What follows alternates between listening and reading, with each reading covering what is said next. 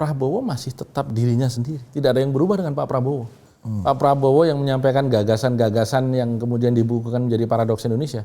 Itu kan sejak tahun 2011 atau 2012. Komposisi kabinetnya Pak Prabowo, setuju nggak ini Jokowi periode ketiga? Gue baru mau nanya itu. Jokowi periode ketiga. Kalau mau mengatakan tidak setuju, kenyataannya separuh dari menteri Pak Jokowi ada di situ.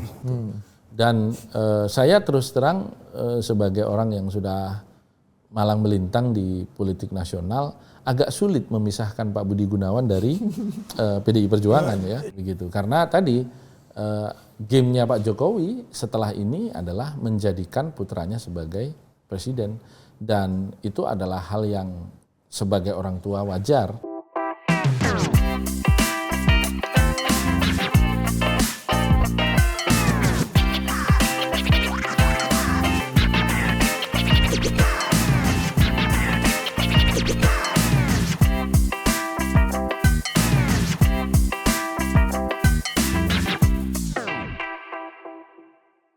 Duit-duit gelap ini Nanti kan. dulu wacana lu nih nanti dulu. Oke, welcome to Total Politik. Wacana terus. Yang nggak wacana Nggak adalah- konkret.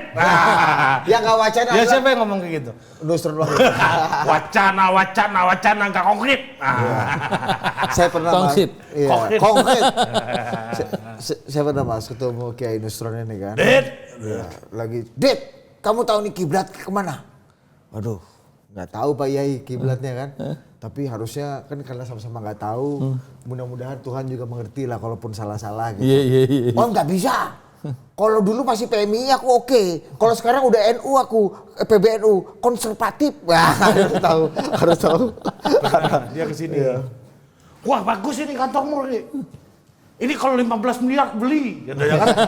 Banyak banget nih, sebulan kemudian kita ketemu di bandara. Ri, aku mau beli striker. Katanya. Dia punya klub bola ini kan.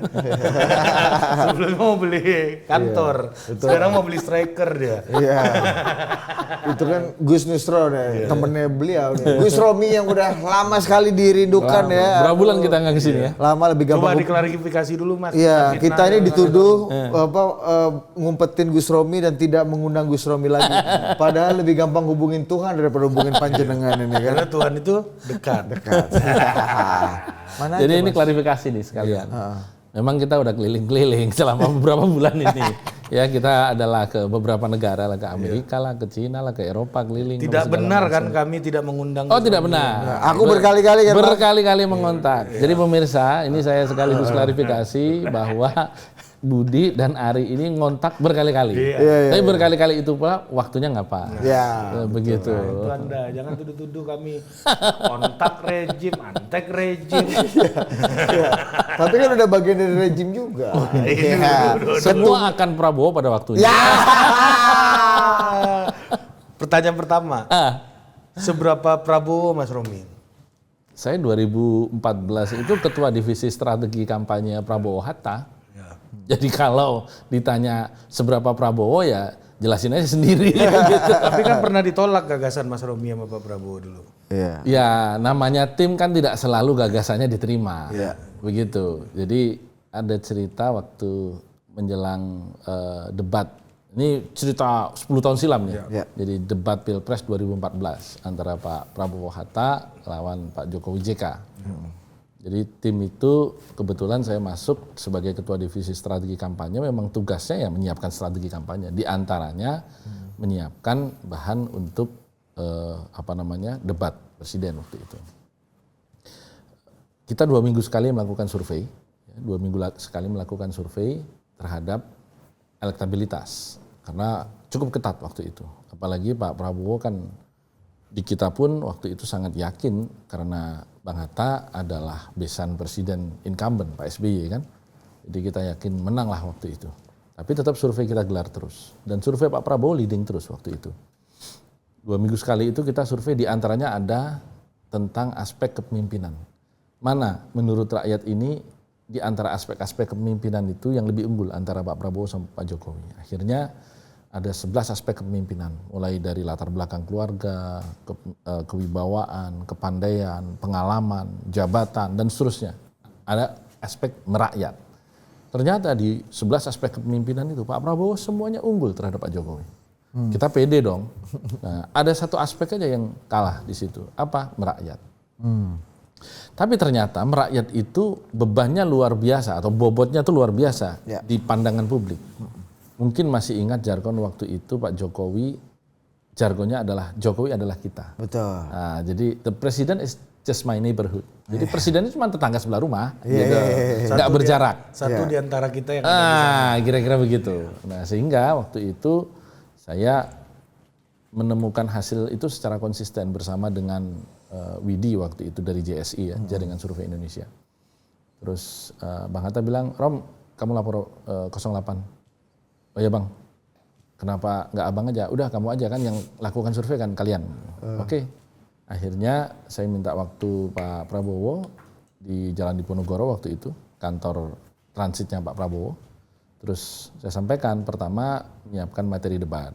Nah, seperti biasa karena Pak Prabowo itu memang sudah well prepared ya, buku-buku nggak sempat lagi lah tentunya, sudah memang nggak ada waktu ya menjelang sehari. Yang kedua saya sampaikan hasil surveinya itu begini Pak, bahwa Bapak dinilai kurang merakyat, sehingga kemudian ada rekomendasi dari tim. Apa itu? Bapak ganti mobil Pak. Ganti mobil apa? Ya sekarang Bapak kan pakai Lexus Pak, itu kan dipandang mobil mewah. Jadi Bapak turunlah ke mobil Avanza. Tapi kalau misalnya enggak pun Innova lah, minimal sama ya dengan Pak Jokowi dan Pak JK. Karena mereka ganti mobil Pak. Padahal kita tahu Pak Jokowi dan Pak JK sama-sama orang kaya. Yang mobilnya lebih dari cukup lah kalau membeli mobil sekelas di atas Innova begitu. Pak Prabowo waktu itu jawabannya sederhana. Saya nggak mau. Kenapa Pak? Saya nggak mau bohongin rakyat. Wah itu, wah ini mantap ini. Saya nggak mau bohongin rakyat. Biar mereka pilih apa adanya. Kalau mereka mau, ya inilah Prabowo. Tapi kalau nggak mau, ya sudah. Begitu. Nah itu cerita gagasan yang ditolak tadi. Bahwa memang ya Pak Prabowo itu adalah figur politisi apa adanya.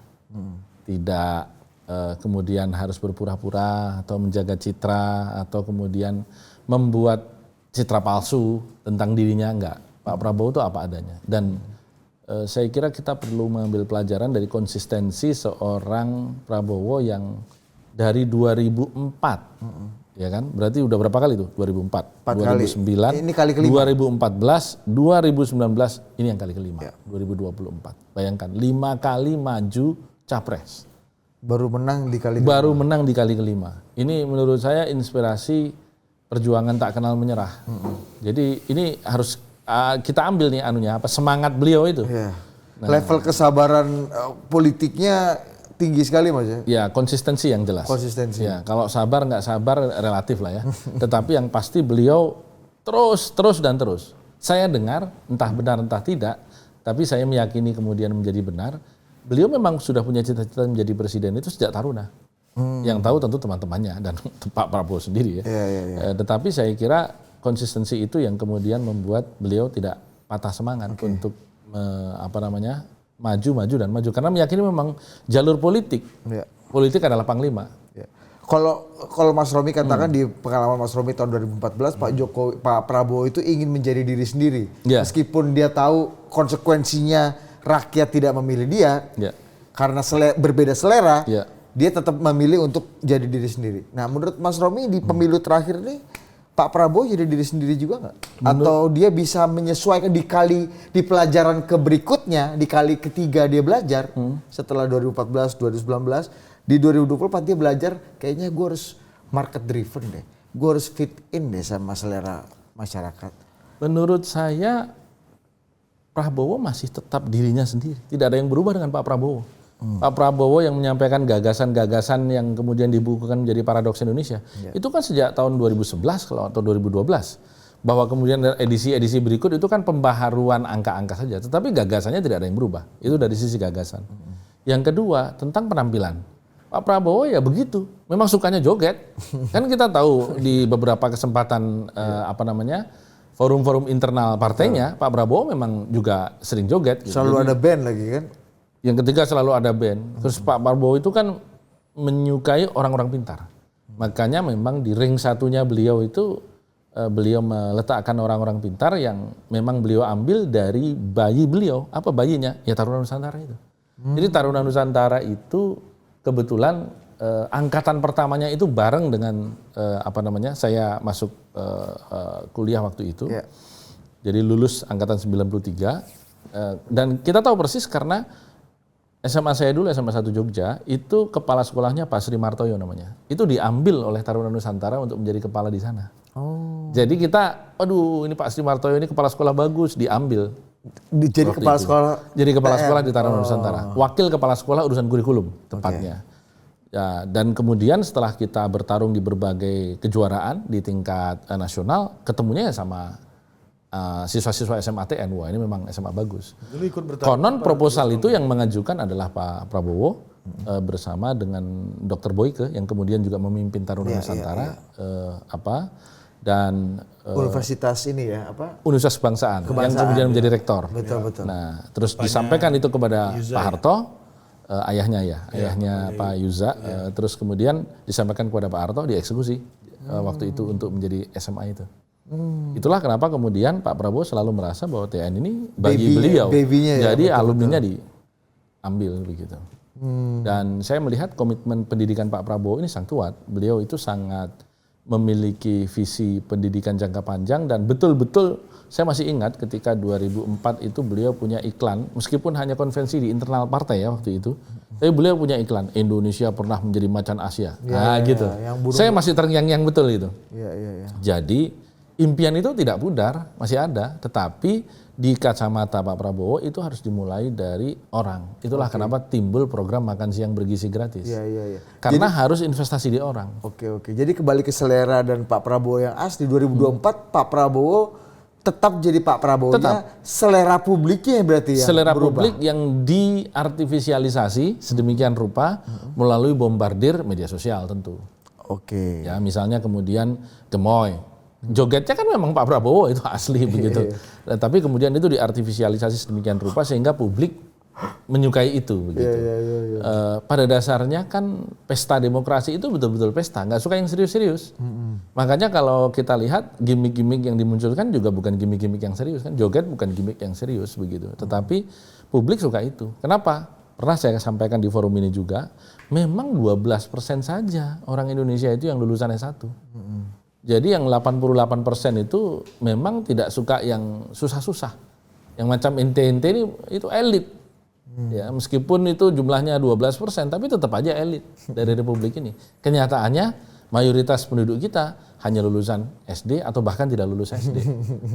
Jadi buat mereka politik nggak usah yang susah-susah. Gitu. Mas, kalau melihat komposisi kabinetnya Pak Prabowo, setuju nggak ini Jokowi periode ketiga? Gue baru mau nanya itu. Jokowi periode ketiga. Kalau mau mengatakan tidak setuju, kenyataannya separuh dari menteri Pak Jokowi ada di situ.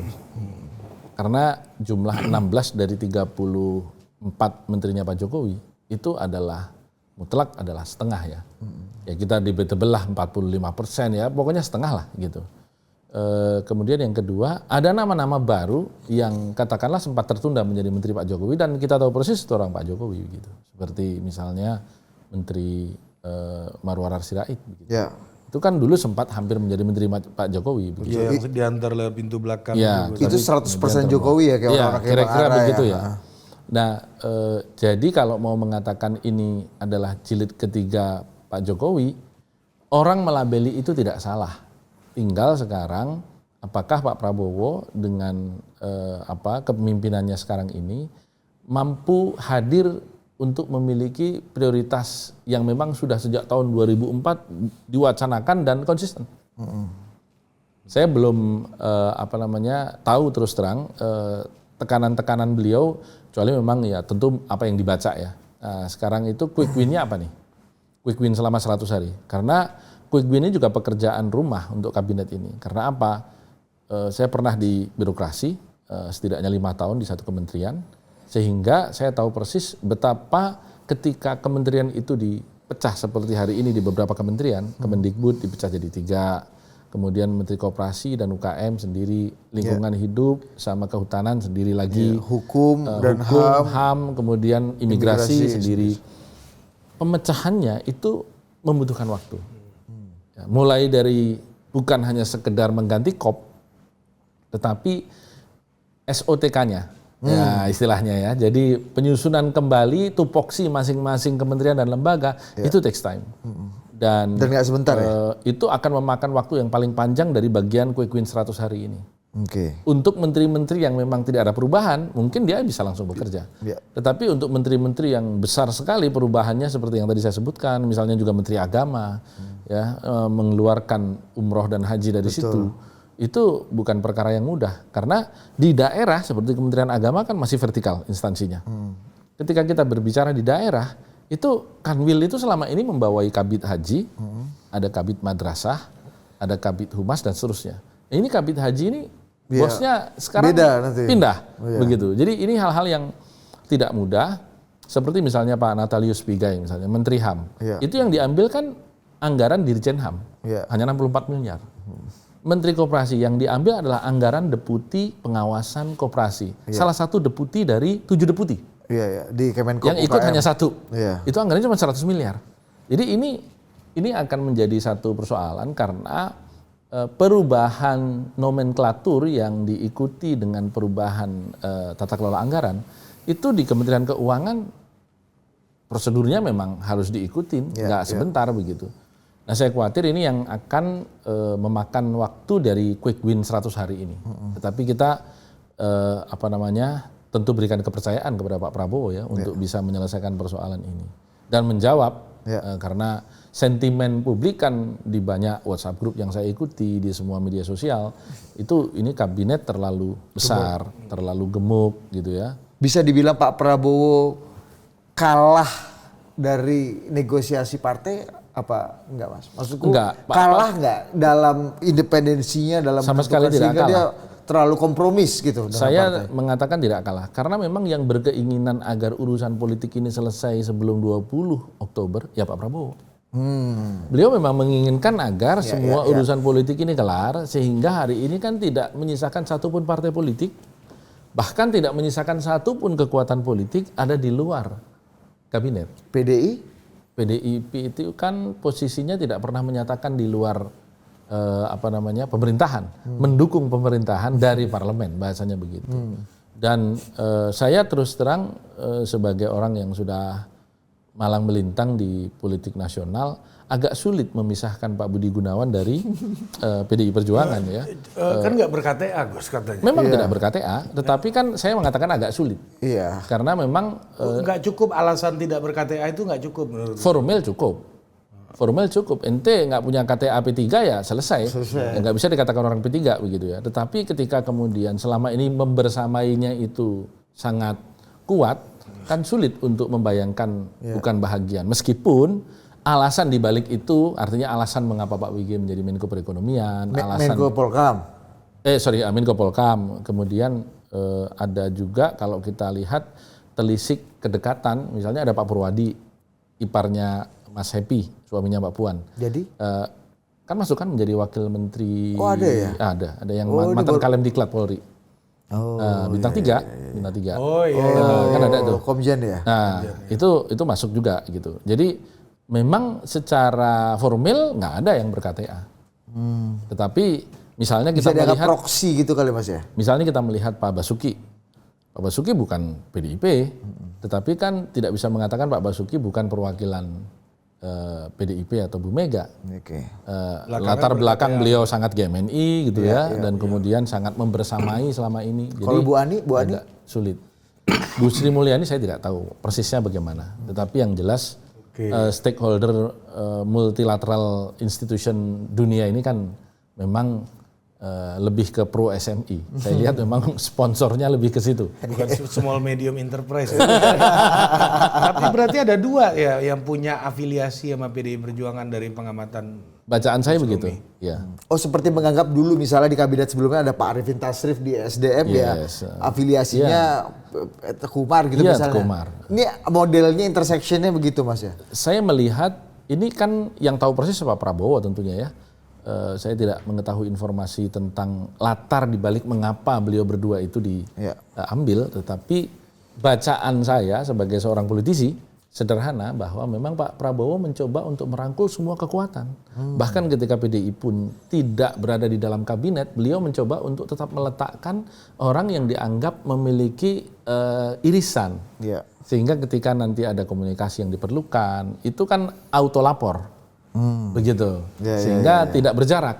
Nah, saya melihat pilihan Pak BG, kemudian pilihan Pak Purwadi itu bahagian dari itu untuk PDI Perjuangan. Nggak dapat yang formal pun, yang nggak ber-KTA pun nggak apa-apa gitu kira-kira ya? Karena memang keinginan Pak Prabowo adalah merangkul semua kekuatan politik. Beliau menurut beberapa rekan yang kemudian sekarang menjadi salah satu anggota kabinet bercerita kepada saya, Pak Prabowo itu mau fokus ekonomi. Pokoknya politik harus selesai sebelum 20 Oktober, saya mau fokus ekonomi.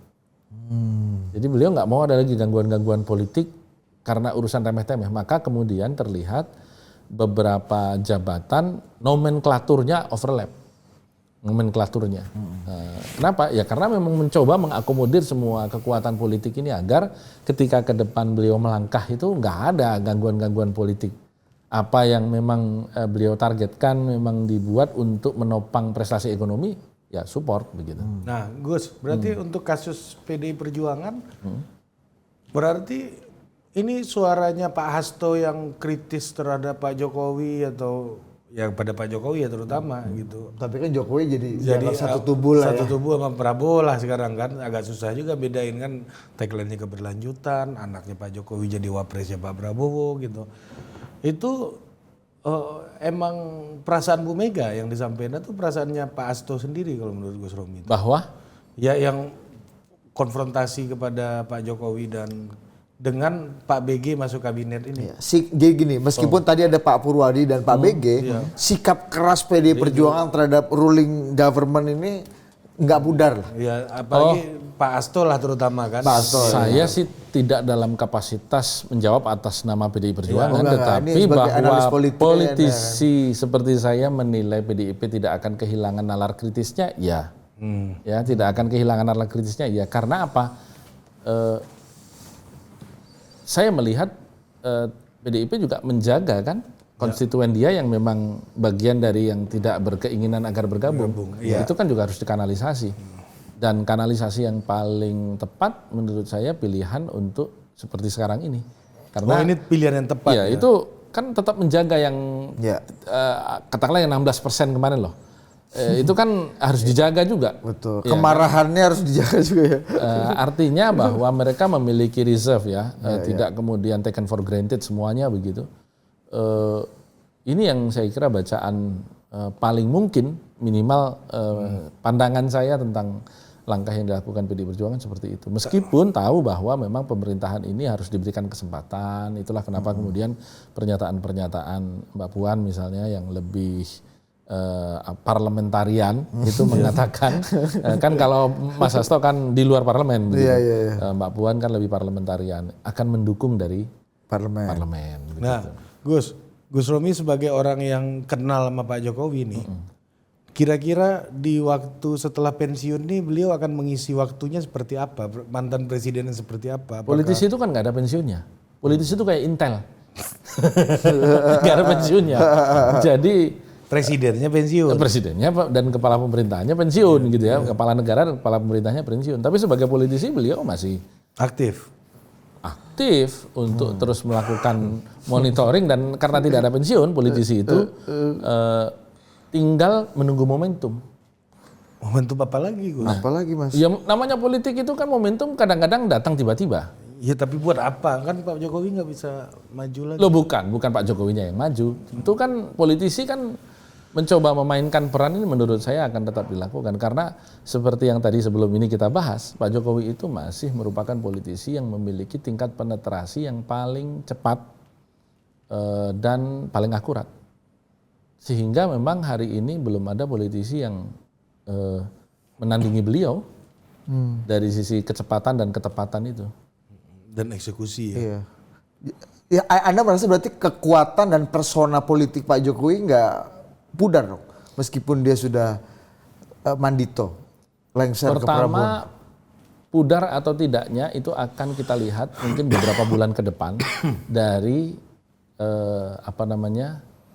interaksi di media sosial. Itu dulu. Itu kan ukuran paling kuantitatif, paling ilustratif, kelihatan kan orang komentarnya seperti apa begitu.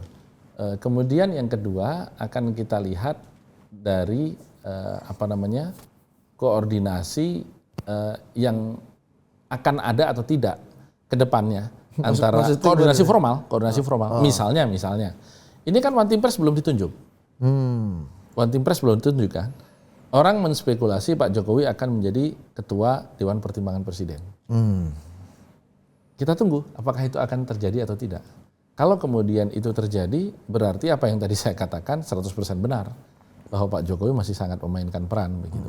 Tapi seandainya kemudian One Team Press itu dibentuk dan Pak Jokowi tidak duduk di situ, mungkin saja beliau kemudian akhirnya memilih, oke, saya betul-betul berhenti. Dalam kondisi sekarang 2-3 minggu setelah pelantikan, Anda lihat Pak Jokowi masih punya power yang cukup besar nggak untuk bisa mempengaruhi, menginfluence politik kita? Kalau kita mengatakan Pak Jokowi nggak punya power, ya kita politisi bodoh. Orang Pak Jokowi putranya masih menjadi wakil presiden kok. Gimana kita bisa mengatakan Pak Jokowi nggak punya power? Yang kedua, saya lihat juga beliau melakukan endorsement ke beberapa calon kepala daerah. Oh iya, betul. Misalnya ke Pak Lutfi, kemarin ada kawan juga di P3 yang di-endorse sama beliau untuk Kalimantan Selatan begitu ya. Tidak tertutup kemungkinan hari-hari menjelang 27 November ini banyak sekali orang yang masih sowan ke beliau minta blessing kan. Gitu. Dan itu menunjukkan bahwa yang bisa merasakan power seorang politisi kan sesama politisi juga. Dan saya merasakan masih sangat kuat. Yang paling sederhana begini, misalnya ente pernah jadi anak buah saya ini. Ente kerja di manapun, saya kan setiap saat bisa telepon. Iya benar. Lu bisa bantu nggak? Gitu. Ngomongnya tuh bisa bantu. Gitu. Bisa ngomong gitu. Mungkin kalau dulu perintah kan. Kira-kira gitu. Kalau dulu ente kerjain dulu ini. Kalau sekarang bisa bantu nggak gitu kan. Tapi tetap siap-siap Gus. Tetap ini. Kemudian di birokrasi itu ada semacam kode etik. Kode etik tak tertulis. Bahwa siapa yang meng-SK-kan saya, itulah saya loyal kepada dia. Gitu. Jadi itu yang mungkin sedikit berbeda dengan tradisi di swasta. Kalau di birokrasi begitu. Jadi kita bisa tahu persis ada kalau nggak salah 16 ya, menteri sekarang ini yang adalah menteri pada zaman Pak Jokowi. Jadi tentu dengan mudah sebagai Pak Jokowi bisa telepon kan anytime. Sekarang kalau misalnya ente jadi Pak Pratik misalnya, ini misalnya Pak Pratik ya. Menko. Nah, yang 10 tahun mendampingi presiden berada di sebelahnya 24 jam bisa dikatakan begitu. Pak Pratik, tolong ya. Nah itu kira-kira. Oh siap Pak. Pak Erik misalnya. Ya. Ini bukan ketua tim sukses. Pak Bahlil misalnya. Pak Bahlil. Itu kira-kira mohon maaf Pak, nggak bisa. Misalnya gitu kira-kira membayangkan itu mungkin nggak? Agak nggak mungkin. Ini mohon izin nih Gus. Ini kayaknya ente minta izin emang bawaan gua. Kan orang dituakan. Bisa telepon dan minta tolong. Ri tolong dulu nih. Ini mohon izin nih. Ini kayaknya beneran terjadi nih bukan? Iya. Kayaknya Tapi belum sampai seperti yang dikhawatirkan banyak orang kan bahwa matahari kembar. Ada 2 matahari nih. Anda melihat apalagi Gus, saya tambahin nih. Ini pertanyaan Budi ini kalau ditambahin nama saya kocokannya makin paten nih. Apalagi kita tahu Pak Prabowo nggak terlalu care dengan daily politics. Yang baku atur kan. Anda kan lihat kan? Iya. Anda kan dulu masih ingat kan kata Gus Romi, Pak Jokowi ini ketua tim sukses, merangkap direktur fotografi, merangkap admin medsos, merangkap pria wajah ya kan? Penulis skenario, pemain sekaligus kameramen. Anda lo ngomong gitu iya, betul. Itu kalau di dunia agency itu klien sekaligus vendor. Jadi memang sementara Pak Prabowo kita lihat bawasannya internasional. Ini udah mau siap G20. 24 hari nih. Hari-hari pertama, Gus, masih ingat nggak waktu orang-orang pada ke Akmil ikut retret, Pak Sugiono mewakili Pak Prabowo menyatakan kita siap masuk BRICS juga. Itu kan padahal 9 tahun, 10 tahun Pak Jokowi mikir kan masuk nggak. Dia maksudku kayaknya appetite-nya Pak Prabowo ada di situ. Sementara Pak Jokowi kan sangat kuat gitu nuansa Iya. daily politicsnya gitu Gus. Ya itu dia, makanya akan Ini ruang kita menganga yang lihat kosong nih. ke depan. Tentu Pak Jokowi tidak dalam posisi untuk turun langsung kembali menjadi apa lagi gitu ya. Iya. Kan saya nggak mungkin membayangkan tiba-tiba maju sebagai kepala daerah gitu misalnya kan, Tapi kan konyol gitu. Gus Romi yang bilang dari kemarin. Merangkap admin sosmed dan Iya. lain-lain.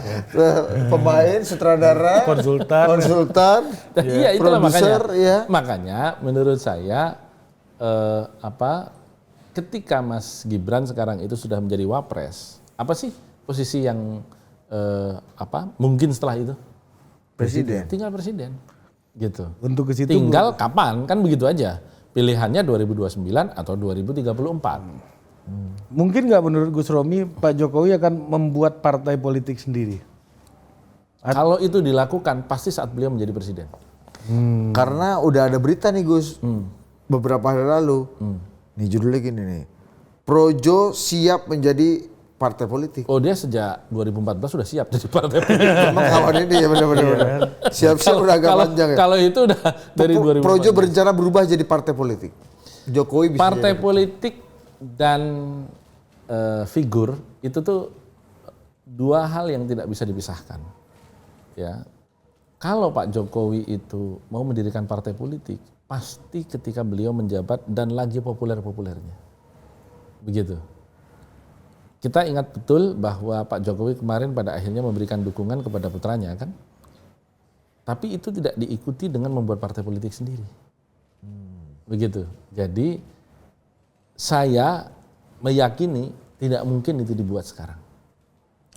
Maksudnya partai Projo? Iya, partai politik apapun itu yang didirikan oleh Pak Jokowi tidak akan mungkin dibuat setelah Pak Jokowi turun ini. Atau mungkin melihat mengevaluasi hasil dari PSI Gus yang selama kampanye udah Mas Kaisang ketua umumnya kita tahu tuh wajahnya Pak Jokowi. Yang kedua kan tagline-nya ini partainya Jokowi. Iya. Jokowisme. Iya. Itu kurang kejokowiannya kurang Iya. apa gitu. Iya. Tapi kan hasilnya juga nggak Iya. bisa masuk parlemen Iya. gitu Gus. Dan Pak Jokowi itu kan market driven politician. Jadi dia lihat juga, wah ternyata eksperimen kurang sukses ini. Iya. Nah, pasti nggak akan dilakukan itu, bunuh diri politik. Dan untuk apa juga? Orang sekarang udah punya putranya sebagai wapres. Untuk apa?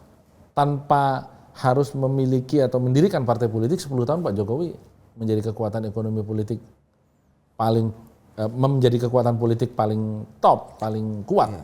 Nanti abis ini kakinya apa untuk Iya. menjalani kekuasaan? Enggak, untuk menjalani tadi yang Gus Romi bilang bahwa Pak Jokowi kan kita tahu personalitinya sutradara, merangkap pemain, merangkap direktur fotografi, merangkap produser segala macam. Iya. Itu kan harus tersalurkan tuh Gus. Iya. Pakai medium apa?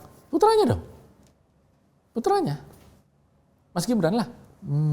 Mas Gibran. Yang paling mungkin melakukan aktualisasi politik atas semua gagasan, taktik maupun gerakan yang difikirkan oleh Pak Jokowi. Gimana dengan keterbatasan peran Wapres ya Gus ya? Yang kita tahu Wapres itu kan dalam sepanjang sejarah ya memang ban serep Beliau punya kecuali 16 JK. menteri loh. Beliau punya 16 menteri. Siapa? Loh, Pak Jokowi kan punya 16 menteri. Yang anggota. Paten juga Kok nih jadi ente kok judul nih. cuman ngomong punya kok cuman ngomong ini apa Nah, namanya? saya mau mastiin Wapres aja. Enggak, tadi saya mau mastiin aja biar Gus Romi ngomong bisa jadi judul. Iya kan? Nah. Oh, jadi 16 menteri ini Loh, ya, enggak artinya kalau kita berbicara kalau bisa dianggap mengabdinya ke Mas Gibran. Kan tergantung 16 menteri ini lebih lama mengabdi ke Pak Prabowo sekarang ini ya atau Pak Jokowi? Pak Jokowi. Pak Jokowi. Artinya dari sisi kebiasaan politiknya pun mereka lebih biasa dengan Pak Jokowi. Kira-kira begitu. Itu nggak serta-merta ada bos baru terus pindah ke bos baru gitu. Tanya ke mereka tentu bukan Nggak ke saya. menurut Atau memang ini yang terjadi selama inilah. Oh, kan kita tahu persis bahwa tidak sedikit menteri yang juga dipakai oleh rezim bahkan yang berbeda ya. Bu SMI kan juga menterinya Pak SBY. Iya, lintas misalnya, rejim begitu. kan. Tetapi kita kan bisa lihat seberapa SBY Bu SMI misalnya. Dulu. Atau katakanlah misalnya seberapa Jokowi Bu SMI. Yang kita lihat Bu SMI selama ini lebih ke menegakkan disiplin moneter. Iya. Gitu aja kan gitu. Jadi dia setianya kepada kaidah-kaidah moneter. Dan setiap pada Bretton Woods. Bretton Woods dan kawan-kawan itu. Sebagai proksi dari global capital market. Ya. Jadi itu kan yang selama ini kita lihat gitu. Jadi bukan soal lebih Jokowinya banget Nah, gitu. tapi kalau kita bedah lagi breakdown ya dari 16 menterinya ex kabinet Pak Jokowi, itu kan banyak yang bilang ya wajar aja kan mereka ini politisi-politisi partai, jadi perwakilan-perwakilan partai. Nah, gimana cara membedakan, Gus? Orang-orang yang memang hadir hanya sebagai perwakilan partai saja makanya lanjut, atau memang ini di originnya ini memang Pak Jokowi ini sebenarnya? Originnya Ada memang nggak? perwakilan partai, karena misalnya kita mengatakan Pak Zulhas misalnya ya, kemudian Caimin, itu kan sebelum Pak Jokowi menjadi presiden udah main di pentas nasional, udah pemain, udah malang melintang. Jadi mereka memang bertahan karena posisinya sebagai ketua umum partai. Pak Bahlil? Pak Bahlil kan munculnya setelah Pak Jokowi menjadi presiden, berbeda kan? Waktunya itu loh. Jadi memang nggak bisa kemudian ente bikin analisis generik. Ini semuanya sama begitu, nggak bisa. Iya. Harus ini ya. Harus satu persatu dipetakan. Iya, Tetapi mikro paling tidak Pak Jokowi memiliki ruang untuk kemudian Ruang yang cukup menelpon besar, iya, betul. untuk berkomunikasi tanpa batas. Ya karena mantan anak buahnya. Karena bekas anak buah. Mungkin aja memang ada perpindahan ke bos baru ini, cuma nggak serta merta langsung pindah kan gitu kan? Jadi kalau bicara totalitas yang bisa ditanya ya mereka-mereka sendiri. Iya. Fatsunnya begitu. Ya. Tetapi ya kita tidak tahu yang ada di dalam hati beliau. Saya berharapnya tentu memang loyalitas itu 100% berpindah. Karena memang loyalitas itu bukan orang per orang tapi ke negara begitu. Ya. Dan kita berharap memang pasangan ini kan memang menjadi pasangan yang mampu mengantarkan masa menuju persiapan Indonesia emas itu gitu. Nah, tentu sebagai pemain politik kita tidak tahu apa yang 2029 nanti akan terjadi kan. Kita lihat nanti. Begitu. Karena tadi gamenya Pak Jokowi setelah ini adalah menjadikan putranya sebagai presiden. Dan itu adalah hal yang sebagai orang tua wajar. Wong sudah wapres. Gitu loh. Wong orang yang nggak jadi wapres saja mau jadi wapres. Yang nggak presiden mau jadi presiden. Ini sudah wapres. Berarti kan tinggal selangkah lagi. Tinggal kapan? Oke. Nah, Gus, kita tahu kan 10 tahun terakhir, 15 tahun terakhir kepala daerah adalah salah satu sumber rekrutmen calon pemimpin nasional yang paling teruji Pak Jokowi lah, Pak Jokowi. Contohnya Pak Jokowi lah. Artinya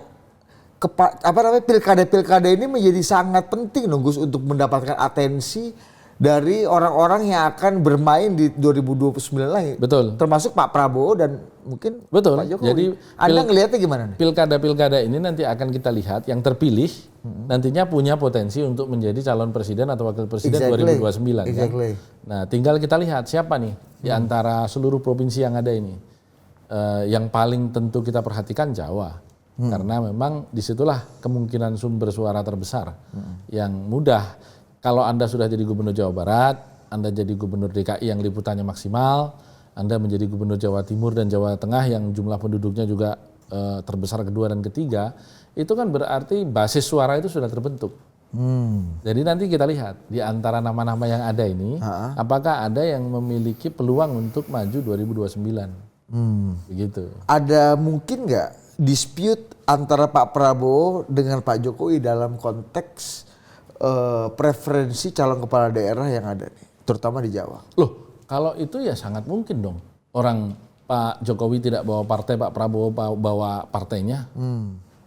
Kan Gerindra sudah punya calon sendiri-sendiri di banyak tempat juga. Yang tidak tertutup kemungkinan berbeda dengan preferensi Pak Jokowi. Baik itu atas alasan historis, alasan emosional, artinya pernah mungkin dekat dengan beliau di mana begitu ya. Dan Pak Jokowi kan berada di atas semua partai politik. Jadi bisa saja di sini beliau dukung calonnya yang diajukan partainya Pak Prabowo, di sini dukung calonnya yang diajukan siapa begitu. Bahkan calon yang diajukan oleh PDI gitu. Bahkan calon yang diajukan oleh PDIP. Sangat mungkin kan? Karena memang ada keterkaitan emosional. Berarti kedekatan Pak Pram sama Pak Jokowi ini beneran ya seperti yang diisukan. Langsung masuk ya. Langsung masuk ke inti permasalahan. Apapun Mas Pram itu 10 tahun menjadi pembantu presiden. Ya. Kalau kita berbicara tentang kedekatan, tentu saya meyakini lebih dekat Mas Pram dan semua orang pasti akan meyakini itu ketimbang Pak RK sama Pak Suswono. Nah, tinggal apakah preferensi politik Pak Jokowi itu ke Mas Pram atau netral atau ke Pak RK kan begitu. Karena Pak RK kan juga beberapa kali tuh mau rencana jadi kepala otorita IKN, mau beberapa kali lah waktu itu grooming lah sama Pak Jokowi ya. Nah, tetapi kan keseharian Pak Jokowi 10 tahun ini dampingi Mas Pram, gitu. Nanti akan kita lihat nama-nama ini apakah menang Mas Pram atau menang RK, begitu. Kalau kemarin kita lihat Instagram orang-orang termasuk Instagramnya Pak Prabowo atau Instagramnya Kang Emil ya? Kang Emil. Kang Emil ya? Menunjukkan kan ketika orang mulai ragu nih, bener nggak nih? Ketika survei-survei menunjukkan ada yang bilang sudah crossing, ada yang bilang hampir mendekati, intinya ada yang bilang neck to neck. Tapi orang mulai ragu, jangan-jangan setelah kehadiran Mas Pram juga di Kertanegara ketika lagi proses kandidasi menteri itu kan juga membuyarkan dan membuat orang bingung. Distrak kan. Akhirnya, bener nggak nih? Sampai kayak munculnya pertanyaan Ari, bener nggak Pak Jokowi dukung RK atau Pram ya? Jangan-jangan Pak Prabowo juga sebenarnya dibalik itu sur juga sama Mas Pram. Nah, foto kemarin itu menjelaskan apa kalau menurut Mas Romi? Politik itu di atas semua perbedaan partai. Jadi politik itu pada akhirnya adalah pertemanan. Jadi ketika kita berbicara tentang pertemanan, kira-kira kalau lu punya temen, meskipun partainya berbeda, 5 tahun bersama-sama, meskipun berada di kabinet dengan asal partai politik yang berbeda, terus temen lu itu naik jadi gubernur, lebih nyaman mana dengan orang baru, meskipun partainya sama dengan lu? Secara emosional mana yang lebih nyaman? Teman. Yang teman lama kan, itu dia. Friend. Ini menurut saya alamiah saja, biasa saja. Tidak kemudian kecintaan kita kepada satu partai politik kemudian membuat kita bermusuhan dengan partai yang berbeda kan begitu. Padahal itu teman gitu. Nah, apapun 5 tahun juga Mas Pram ini mendampingi Pak Jokowi yang di situ ada Pak Prabowo. Begitu. Jadi saya kok lebih melihat dinamika politik pilkada ini mengatasi sekat-sekat partai politik dan pengusung. Gitu. Mantap. Memang kalau ada Mas Romi ini memang suhu ini kita langsung tercerahkan ya. Pada akhirnya kedekatan ya menjadi. Pada akhirnya kedekatan. Menjadi kunci utama ya. Ya. Dan kalau kita lihat memang alat peraga kampanye Mas Pram ini memang jauh lebih unggul dibandingkan dengan RK. Padahal RK didukung oleh partai-partai yang lebih banyak. Iya. Tapi kan P3 dukung RK kan? Dukung RK, tetapi kan kita juga menyaksikan banyak pilkada yang setelah partai itu mendukung juga nggak bergerak kemana-mana. Pernah saya mengalami itu beberapa kali karena kemudian ada perubahan politik. Ya. Pernah di Aceh pada waktu itu misalnya ada perubahan usungan calon gubernur. Di faktualnya, meskipun di formalnya udah ke si A begitu. Itu terjadi. Kalau Sulawesi Selatan Sulsel. Itu masa lalu. Oke. Tapi ya kita lihat aja nanti gimana nih. Karena menarik juga ya apa yang didukung oleh Pak Prabowo dan Pak Jokowi ini juga menentukan bagaimana konstelasi politik di 2029 nanti ya. Artinya banyak orang mulai ragu dong bahwa Prabowo Gibran 2 periode itu kayaknya kurang masuk akal gitu. Masuk akal, justru sangat masuk akal. Karena kan kalau Mas Gibran hari ini usianya 38 ya. Ya gitu. Beliau kalau misalnya 10 tahun lagi kan memang sudah sangat matang sebagai presiden. Yang bisa menentukan sebagai presiden. Presiden. 10 tahun ya. Kalau kemudian memilih tahun 2029 misalnya, yang bisa menjawab itu ya Pak Jokowi dan Mas Gibran.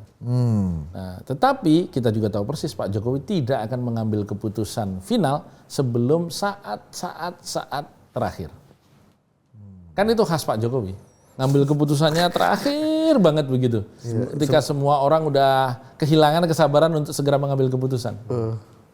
Sementara Pak Prabowo sebaliknya ya. Dari awal udah firm biasanya.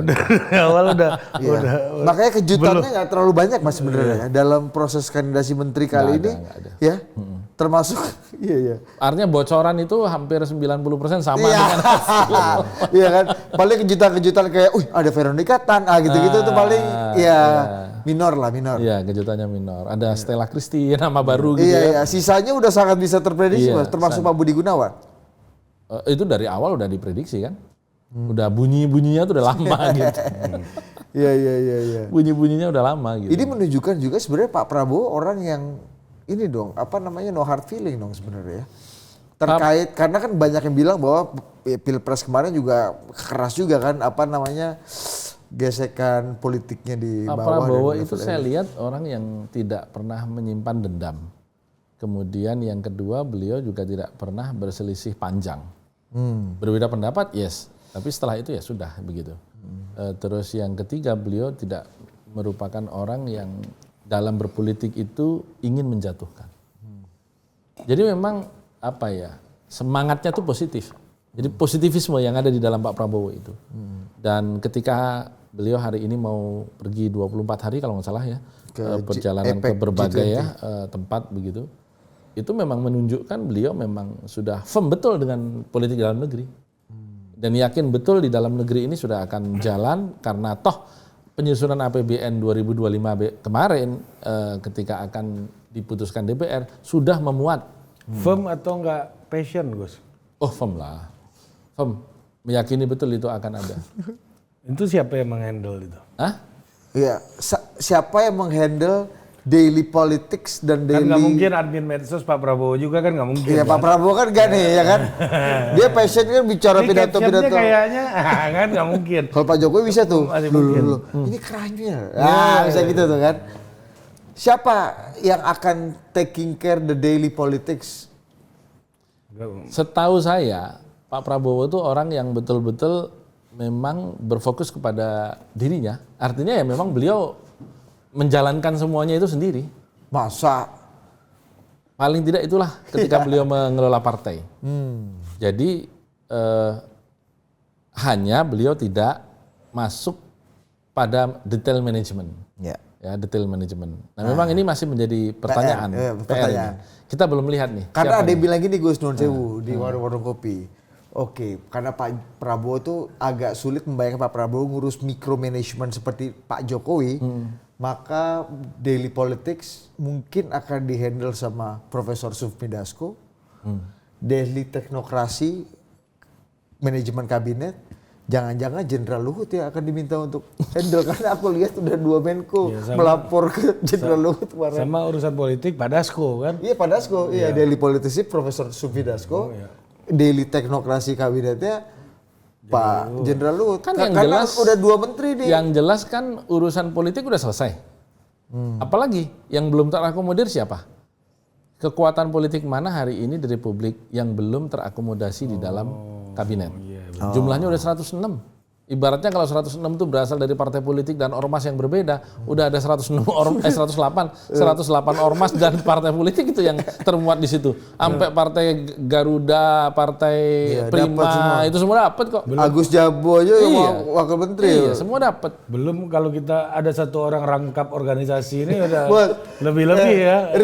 Jangankan partai yang nggak lolos parlemen, misalnya kayak P3, PSI ya. Partai yang nggak ikut pemilu kayak Agus Jabo, Prima aja masuk ya kan? Masuk. Jadi semua politik itu secara akomodatif sudah termuat.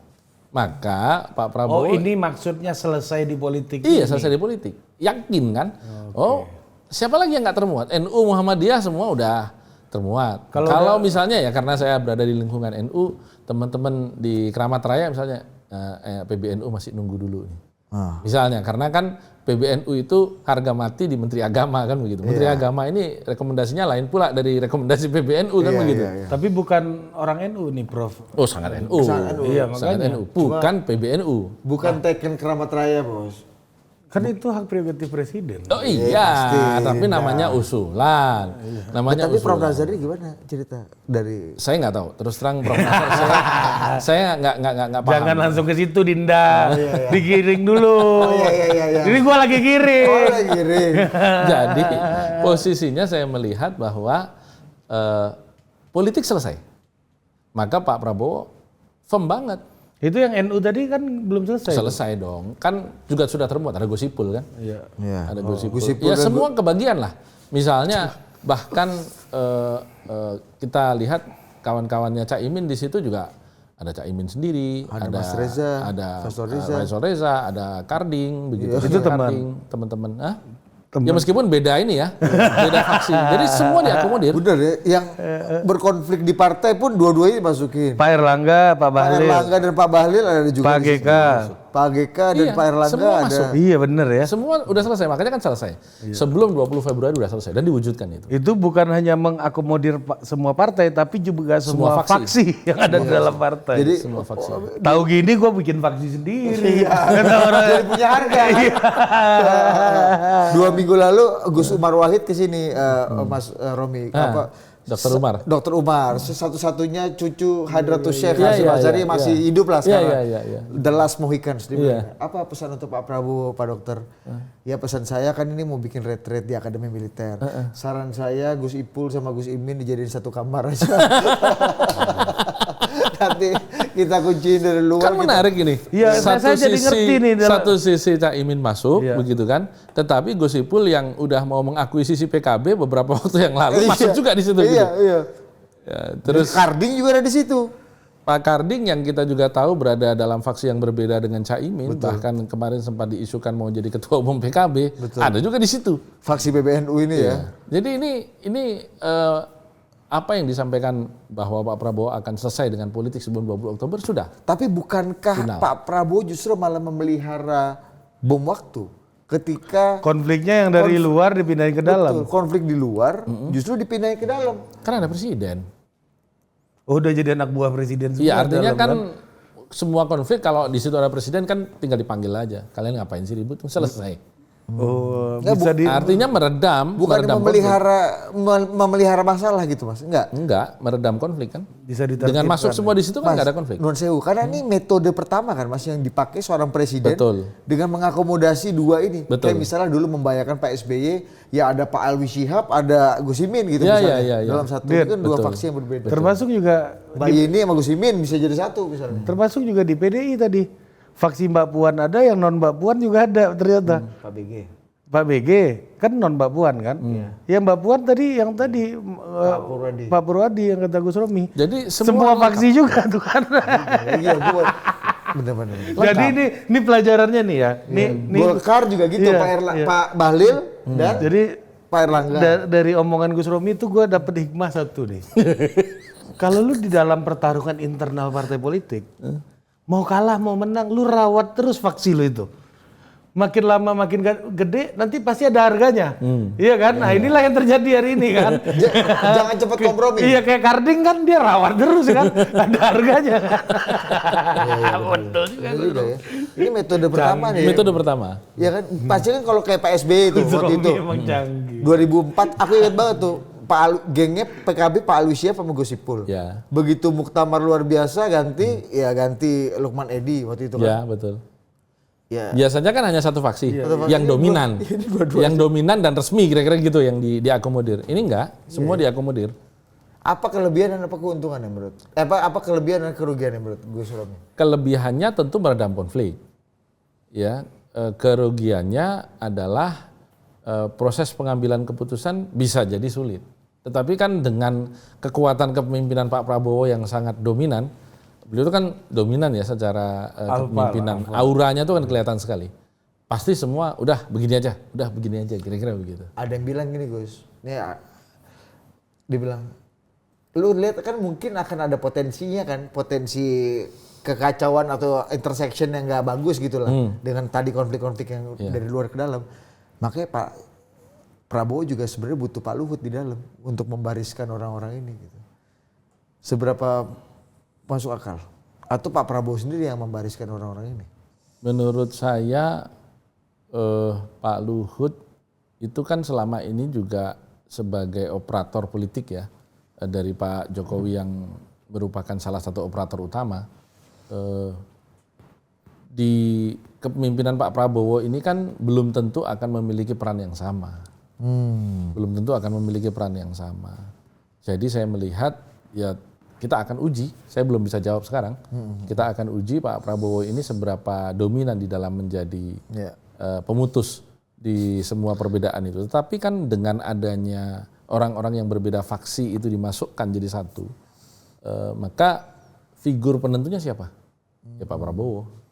Pada akhirnya kan Pak Prabowo akan memegang semua kekuatan itu karena memang semua figur yang berpotensi. Cara berpikir akomodasinya sangat detail ya berarti ini ya. Kalau nggak bisa nih gaya-gaya, Bang pagi ada acara AMPI, siang MKGR, udah satuin aja sama-sama aja, mereka nggak bisa kayak gitu tuh kan. Nggak bisa. Semua tailor made, iya kan? Semua tailor made kasusnya kan. Sama-sama aja itu MKGR sama AMPI ini sama-sama aja. Diagnosanya masing-masing, betul. Hebat ya. Atau justru malah memakai pola, Gus Romi pernah cerita dulu Pak Harto mengadu faksi-faksi ini, ujung-ujungnya nanti dia pula yang mengambil keputusan atau semua bergantung pada dia. Pak Jokowi juga Gus Romi pernah kasih highlight modelnya macam seperti itu gitu. Ya tinggal kita lihat apakah akan ada perseteruan berlanjut atau tidak di luar kabinet. Saya kok meyakini sulit ya. Masa dalam satu kabinet, meskipun di dalam kabinetnya tidak mungkin berseteru karena kan yang diurus berbeda kan. Ya. Antara menteri apa dengan menteri apa begitu ya. Tapi banyak kan satu Menko Gus kebanyakan.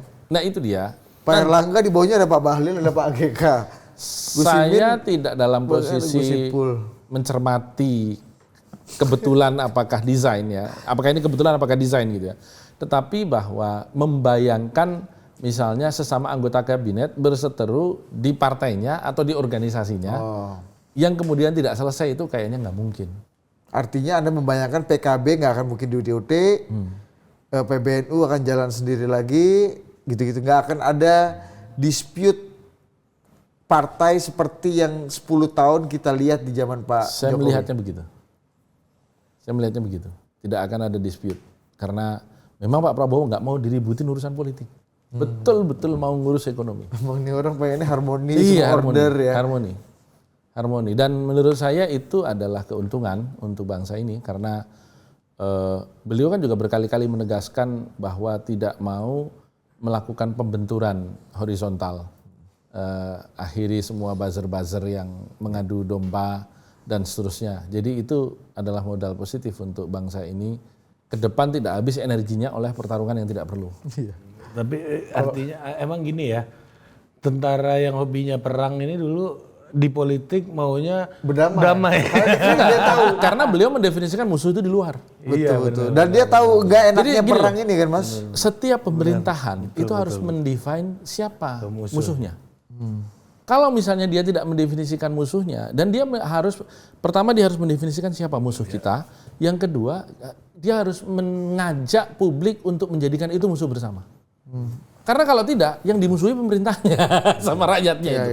Jadi tugas saya sebagai seorang presiden itu adalah mendefine siapa musuh. Kemudian yang kedua, mengajak rakyat melalui propaganda, itu loh musuh kita. Mari kita jadikan musuh bersama. Bedanya Pak Jokowi sama Pak Prabowo dalam mendefine musuhnya? Pak Jokowi musuhnya radikalisme ini kan. Kan coba kita lihat misalnya di zaman Bung Karno. Dulu Bung Karno itu musuh didefinisikan di luar.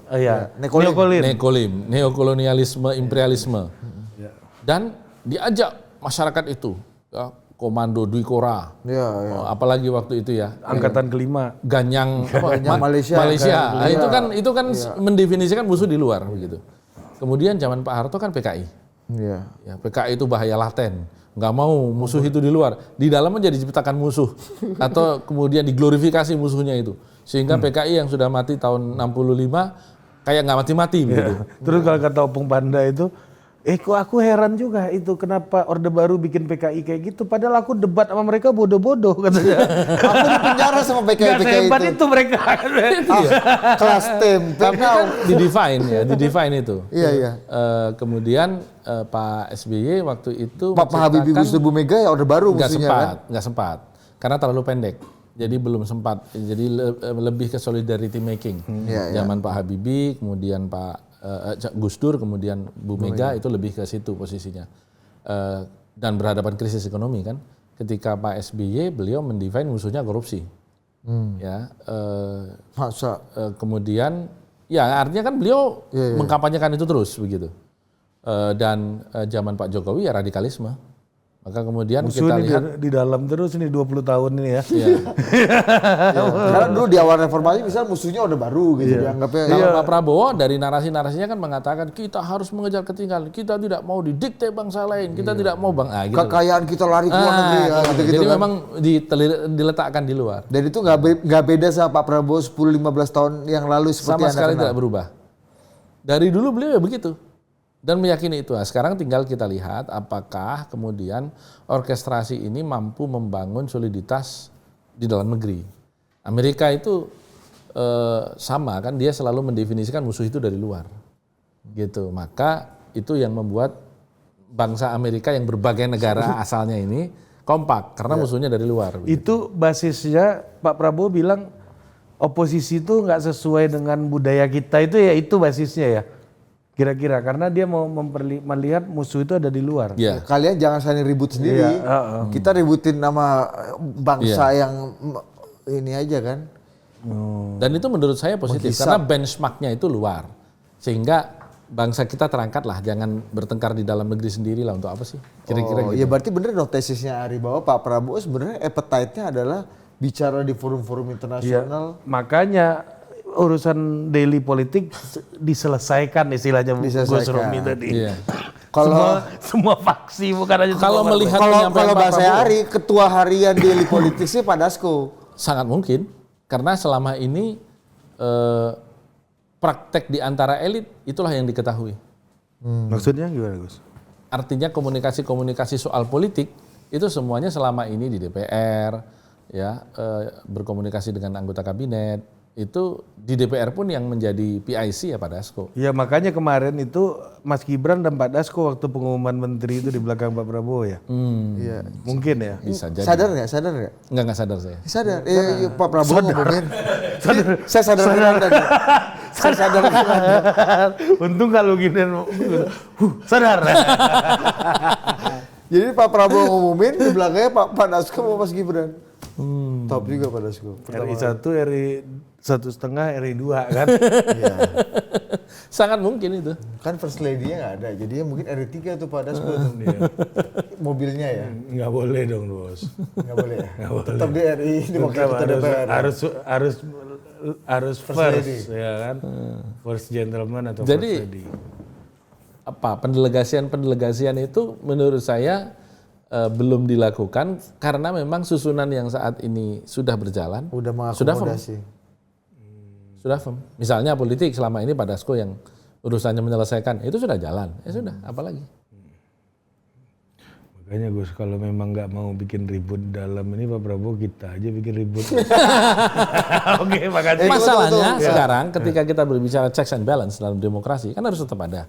Siapa kekuatan pengontrol? Siapa kekuatan penyeimbang? Siapa kritikus? Harus ada itu. Iya, harus ada. Karena demokrasi itu hanya hidup dengan kritik. Iya. Tapi kan kalaupun ada tapi nggak mampu kan beda cerita Gus kan. Ya paling tidak ada dulu. Jangan bicara mampu nggak mampu kan. Nah itu harus ada. Nah siapa? Ya media itu harus tetap menjadi Tapi kan corong tetap kritik. harus ada saluran elitnya. Ya, saluran elitnya publik. Hari ini kan semua asal viral menjadi perhatian. Iya. Terus yang kedua memelihara kelompok kritis ini. Iya. Nah sekarang tinggal apakah Pak Prabowo juga dalam posisi udah kelompok kritis semuanya masuk ke pemerintahan. Semua rektor masuk jadi anggota komisaris BUMN misalnya gitu. Bisa jadi tuh. Ya? Gus. Nggak banyak kan? juga kan perguruan tinggi negeri cuma berapa? 150 kalau nggak salah. Kita happy juga Gus Romi ini muncul sini lagi. Kemarin pas pengumuman kabinet itu saya telepon Budi. Dit, narsum kita masuk semua nih Dit. Siapa yang mau ngoceh nanti? Narsum kita pun dirangkul Kok dari masuk ya? Iya bro, ini Sak Mister. Saudari masuk ya? Saudari masuk, Ini Sak. Hasan masuk. Gue bilang, Ri, ini Sak Mister Q masuk. Kita berharap disisain satu di luar kan Mr. Q ini kan. Mereka udah Nggak, jadi- maksud nggak gitu maksudnya Pak Kodari nggak. Saya tetap mendoakan Bang Kodari yang terbaik. Cuma kan harapan konten ini tetap jalan, ini ada juga kan. Alhamdulillah Mr. Q masih berkomitmen. Masih berkomitmen dia. Ketawanya masih ketawa Tapi polarisasi setelah itu, Mas. setelah dilantik ini belum ada yang datang kemari ya? Udah. Tetap. Siapa? Bang Hasan udah. Mr. Q udah. Karena udah disampaikan duluan di depan. Narsum kita diambil Prabowo semua. Ya kan? Dikunci depan kan, daripada Prabowo dianggap mengambil kan, daripada presiden dianggap mengambil, jadi mereka dibebaskan di sini. By the way, Gus, P3 gimana kabar? Apa yang terjadi? Yang terjadi tentu adalah kita harus muktamar. Muktamar ini Yang direncanakan atau dipercepat atau? dipercepat, harus dipercepat. Oke. Dipercepatnya bukan percepatan tahun tapi percepatan bulan. Wajar dong. itu masih Partai-partai lain udah selesai semua. Iya. Iya kan? Oh, PAN aja dipercepat tahun ya. Iya. Dia percepat tahun. Ya, kita mau percepatan bulan. Majelis-majelis seminggu yang lalu sudah berkirim surat kepada pelaksana tugas Ketua Umum Pak Mardiono agar melaksanakan muktamar bulan Februari maksimal. Kenapa? Karena makin ditunda, konsolidasi ini jadwalnya makin mundur. Kan kalau sudah muktamar, diikuti konsolidasi tingkat provinsi muswil, di tingkat kabupaten kota muscap, dan seterusnya. Kalau muktamarnya mundur, semua akan mundur. Dan persiapan menuju pemilu 2029 yang semakin berat karena P3 kemarin nggak masuk, juga akan mundur. Itulah kenapa majelis-majelis, saya selaku Ketua Majelis Pertimbangan, mendesak agar muktamar segera dilaksanakan di bulan Januari atau Februari ini. Harapan saya sebelum puasa. Kenapa nggak ini Gus berbarengan dengan partai-partai lain yang umumnya kongres dan muktamarnya itu dilakukan sebelum proses kandidasi menteri, proses pelantikan presiden, sehingga formasi baru pemerintahan Prabowo Gibran ini sudah diikuti dengan formasi baru juga. Mestinya partai-partai begitu, pendukung. karena majelis-majelis kemarin juga sudah meminta agar muktamar dilaksanakan setelah Mei itu kita minta 3 bulan, jadi Juni, Juli, Agustus harusnya. Tetapi Setelah DPP, MK. iya setelah MK, tetapi DPP beralasan persiapan pilkada. Dan itu diaminkan oleh sebagian wilayah-wilayah yang ada sehingga kemudian dijawab muktamar harus tetap tahun 2025. Oke, kita toleransi itu, tetapi kali ini tidak ada toleransi lagi. Harus muktamar di awal tahun 2025. Kalau makin mundur makin hancur. Kok gitu Gus? Karena waktu konsolidasinya makin pendek menuju pemilu 2029. Setiap fase konsolidasi itu beda 3 sampai 6 bulan. Jadi misalnya muktamar itu bulan Januari besok. Itu muswil itu dilaksanakan 3 bulan setelah itu. Februari, Maret, April baru muswil. Muswil ke musyawarah cabang tingkat kabupaten kota itu beda 6 bulan. Ya. Jadi akan mundur lagi kalau muktamarnya mundur. Dan persiapan kita menghadapi pencalekan 2029 akan semakin pendek. Caleg itu jumlahnya terbatas. Mana yang buka duluan, mana yang menawarkan duluan, bisa jadi didaftari duluan. Kalau kita terlambat, udah kehabisan caleg-caleg potensial. Akan baru 2025 Gus. Loh, memang Selama. betul bicaranya seperti masih lama, tetapi semua partai politik dengan melihat pertarungan yang maha dahsyat 2024 kemarin akan melakukan persiapan lebih awal. Nah, apa makna buat Gus Romi sendiri melihat P3 yang for the first time Ya. tidak bisa masuk parlemen ini Gus? Kegagalan Dewan Pimpinan Pusat Partai untuk melakukan penyeragaman suara. Karena suara kita di tingkat kabupaten kota itu masih 8 juta. DPR kabupaten kota itu totalnya masih 8 juta. Tapi suara nasional cuma 5,8 juta. Bedanya 2,2 juta. Oh. Artinya ada ketidakseragaman pilihan. Ya, ya, Dan ini adalah tugas Dewan Pimpinan Pusat Partai untuk melakukan penyeragaman ini.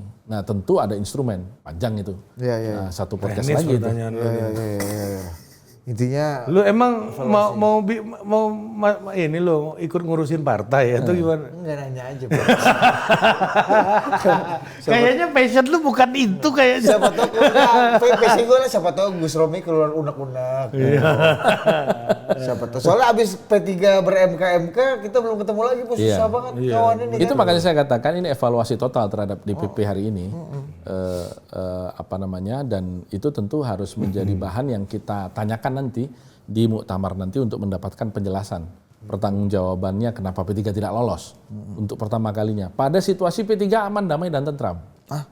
Lah kan nggak ada apa-apa. Beda dulu menuju 2019 ada kegaduhan zaman saya itu. Oh iya ada Jan Farid dan Menjelang saudara-saudara. 2014 ada kegaduhan waktu itu. Jadi ini kan nggak ada apa-apa, aman-aman begitu. Kenapa justru nggak lolos gitu? Itu yang harus menjadi pekerjaan rumah untuk DPP sekarang nantinya menjelaskan kepada Muktamirin untuk dinilai.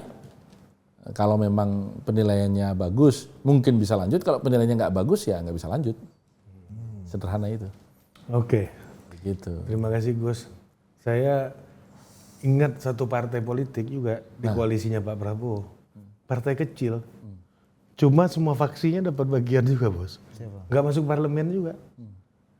Oh iya. Oke, sampai jumpa lagi.